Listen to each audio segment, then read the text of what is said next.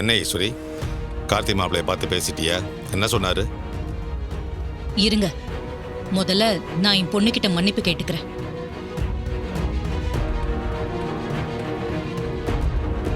மன்னிப்பா? என்னம்மா சொல்றீங்க? ரேவதி, நீ விருப்பப்பட்டேங்கிற ஒரே ஒரு காரணத்துக்காக தான் நான் கார்த்திகிட்ட போய் பேசினேன். ஆனா அவன் ஒரே வார்த்தையில உன்னை விரும்பலன்னு சொல்லிட்டான்.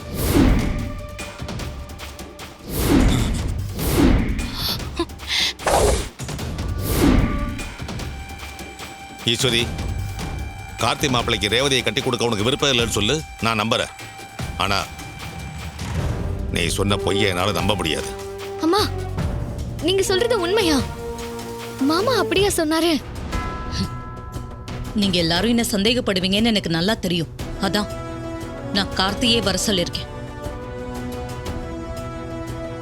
என்னங்க அம்மா என்ன சொல்லிட்டு இருக்காங்க?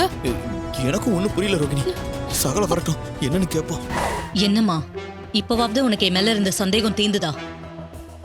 நீ இன்னொரு தடவை யோசிச்சு ஒரு முடிவை சொல்லு. நான் சொல்ல வேண்டியதெல்லாம் சொல்லிட்டேங்க. இதுக்கு மேல யோசிச்சு சொல்றதுக்குலாம் எதுவும் இல்லை. ப்ளீஸ் கார்த்தி, கொஞ்சம் யோசி. என் பொண்ணை பத்தி தான் உனக்கு நல்லா தெரியுமே.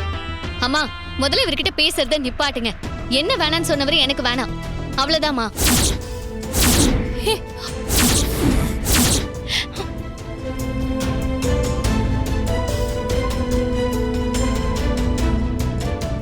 நம்ம மாமாவாச்சே, நாம கல்யாணம் பண்ணா குடும்பம் ஒண்ணு சேரணும்னு நினைச்சுதான் நான் இவர் மேல ஆசைப்பட்டேன்.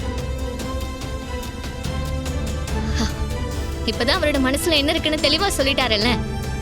இனிமே இத பத்தி நீங்க யாரும் பேச வேண்டாம். ரேவதி, அவசரப்பட்டு வார்த்தையை விடாத, கொஞ்சம் பொறுமையா இரு. ரேவதி, நீ கொஞ்சம் பொறுமையா இரு. நீ ஆசைப்பட்ட கார்த்தியை உனக்கு கட்டி வைக்க வேண்டியது ஏன் பொறுப்பு. கார்த்தி ஏதோ கோவத்துல பேசுறாரு, நீ கொஞ்சம் அமைதியா இரு. அம்மா, இவர்கிட்ட நீங்க பேச வேண்டிய அவசியம் இல்ல. எப்படி என் லவ் அவருக்கு புரியலையோ, நீங்க பேசி அவருக்கு புரிய வைக்க வேண்டிய அவசியம் இல்ல. அப்படிப்பட்ட லைஃப் எனக்கு வேண்டவே வேண்டாம். தயவு செஞ்சு இவரை இப்பவே இங்க இருந்து போக சொல்லுங்க. ரேவதி, ஏங்க என்னங்க இவ கோவத்துல என்னென்னமோ பேசுறா? ரோகிணி, இங்க நடக்கிறதுல எதை நம்புறதுனே தெரியல. எனக்கு ஒரே குழப்பமா இருக்கு. உன் தங்கச்சிக்கு என்னதாச்சு? எதுக்கு சாயல கிட்ட இவ்வளவு கோவமா பேசுறா? அதாங்க நானும் உங்ககிட்ட கேக்குறேன். ரேவதி, உங்க அம்மா மாதிரி எதையும் எடுத்தோம் கவுத்தோன்னு பேசாத, கொஞ்சம் பொறுமையா இரு. ஆமா ரேவதி, கார்த்தி உன் கல்யாண விஷயத்துல பணத்தெல்லாம் மறந்துட்டியா? நான் எதையும் மறக்கலக்கா. அவர்தான் என்ன வேண்டான்னு சொல்லிட்டாரே. இதுக்கு மேல பேச என்ன இருக்கு? மாமா, நீங்க இங்க இருந்து போலாம். ரேவதி இரு.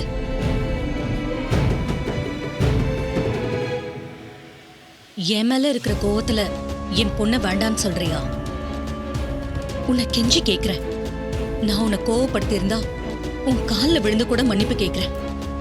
என் பொண்ணு கல்யாணம் பண்ணிக்கோ. அம்மா, எனக்காக எதுக்கு நீங்க இவரு காலெல்லாம் விழ போறீங்க? என்ன வேணான்னு சொன்னவரு எனக்கும் வேண்டாமா?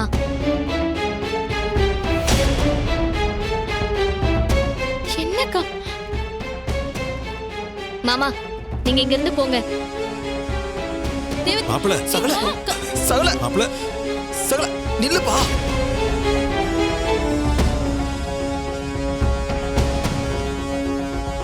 கார்த்தி பேசினதை நினைச்சு வருத்தப்படாதமா. நீ சொன்னது சரி. நம்மள வேண்டான்னு சொல்றவங்க நமக்கு வேண்டாம். இந்த முறை அம்மா உனக்கு நல்ல மாப்பிளையா பாக்குறேன். என்ன நம்புமா. சரிம்மா, இனிமே உங்க முடிவு ஏன் முடிவுதான்.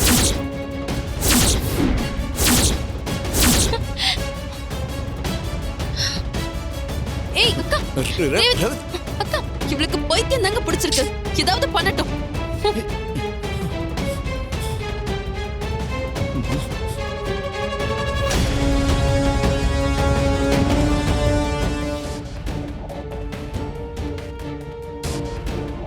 அக்கா, இப்ப இங்க என்னக்கா நடந்தது? உனக்கும் புரியல சந்திரா. இது இந்த சாமுண்டேஸ்வரியோட மாஸ்டர் பிளான். உனக்கு என்னடி புத்தி கிதி கெட்டு போயிடுச்சா? எதுக்காக கார்த்திகிட்ட அப்படி பேசுன? நான் என்னக்கா பேசுனேன்? ஏன் உனக்கு தெரியாதா? இல்ல தெரிஞ்ச தெரியாத மாதிரி நடிக்கிறியா? நான் எதுக்கு நடிக்கணும்? ஏய், நீ கார்த்திய மனசார விரும்பினதானே? அப்புறம் எப்படி உன்னால ஒரேடி அவரை தூக்கி போட முடிஞ்சது? நானாக்கா அவரை தூக்கி போட்டேன். அவர்தான் என்னோட காதலை மதிக்காம என்ன வேண்டான்னு தூக்கி போட்டாரு. எனக்காக அம்மா இறங்கி வந்து கார்த்தி மாமாவை கல்யாணம் பண்ணிக்க சம்மதிச்ச பிறகும் அவர் இங்க வந்து எப்படி பேசினாரு நீ பார்த்தல்ல. ரேவதி, கார்த்தி அப்படி சொல்றாருன்னா அதுல கண்டிப்பா காரணம் இல்லாம இருக்காதுடி. அதுக்காக நீ எடுத்தும் கவுத்தன்னு முடிவு பண்ணுவியா? இது உன் வாழ்க்கை பிரச்சனை. எல்லாம் கூடி வர நேரத்துல ஏன் இப்படி பண்ற?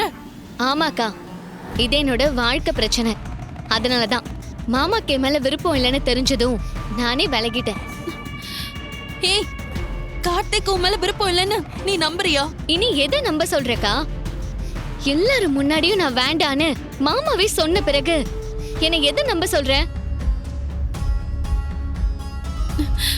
இல்ல ரேவதி, கார்த்திக்கு உன்னை ரொம்ப பிடிக்கும். அக்கா, என்ன மாதிரி தான் நீயும் அவரை தப்பா புரிஞ்சிட்டு இருக்க.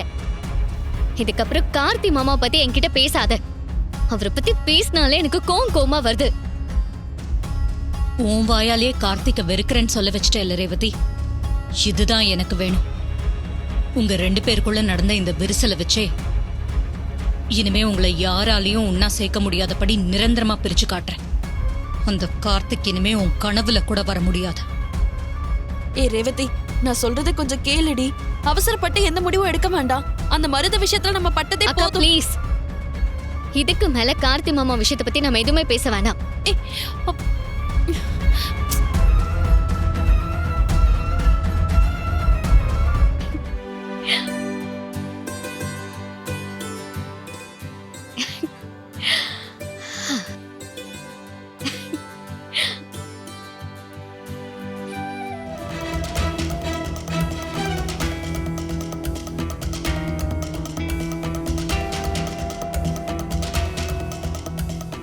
ரோகிணி, ரேவதி என்னதான் சொல்றா? என்னங்க இது? 2 பேரும் மாத்தி மாத்தி இப்படி பண்றாங்க. ரேவதியோட கல்யாணத்துக்கு அம்மாவே பெர்மிஷன் கொடுத்துட்டாங்க. ஆனா கார்த்திக் ஏன் வேண்டான்னு சொன்னாரு? இப்ப ரேவதி அவரை மொத்தமா வெறுக்கிற மாதிரி பேசுறத நினைச்சா எனக்கு ரொம்ப கஷ்டமா இருக்குங்க. அம்மா, மாப்பிள்ளை இப்படி பண்றாருன்னா நிச்சயம் அதுல ஒரு காரணம் இருக்கும். அப்பா, அந்த காரணம் என்னவா இருக்கும்னு யோசிச்சுதான் என் தலைய வலிக்குது. அக்கா, அப்போ மாமாவும் ரேவதி அக்காவும் திரும்ப சேர வாய்ப்பே இல்லையா? என்ன ஏண்டி கேக்குற? நானும் உன்ன மாதிரி தான் 2 பேரும் சேர்ந்து வாழ்வாங்கன்னு நினைச்சேன். இப்ப 2 பேரும் வேற வேற திசையில நிக்கிறாங்க. எனக்கு என்ன பண்றதுன்னே தெரியல.